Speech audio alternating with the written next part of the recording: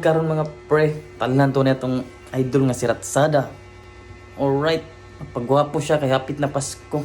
So, piktusan ng taman ron, bataron, tawanan ni idol ganina ko, Ratsada. Maudi ni si Ratsada mga pre. Flex kay iyang body. The gymmers gud ni. Yahayo dudong Pinaskuhan dang bayong. Cute ning bata agod. Lami ako rito ni mong naong ay. Okay, anyway, kani si Ratsada mga pre. Usa ni ka vlogger po diri sa mua. Sikat-sikat po din tawanan kay nganuman mang radyo ang tingo gani. Di pod mga basta-basta. Logi flexon. Unya mga pre, pakita na ko ninyo ang iyang Facebook name. Para sad i-follow ninyo mga pre. Matik na ay glakaw apla, ikaw sunod. So mao din iyang Facebook name mga pre. Please follow ani kay katawanan kinig naw. Ay, katawanan di kinig videos. Miming, tabunin na mong taiming ha. Kay manimaw niya tani. Di ara bagong mata ni. Agawon, bunaligaw.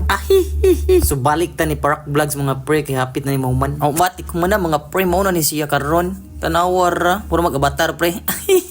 Pero joke ra pre ha, mao day ni ang tinuod. Tisuya na sa mga idol oy. Parak Vlogs. Alright, Ratsada dong hay no dong bunali dong. Awa ng haircut niya diya mga pre. Batira ay katawa-tawa da ikaw sunod baya. Manganga ka, papalok ka. Bye-bye.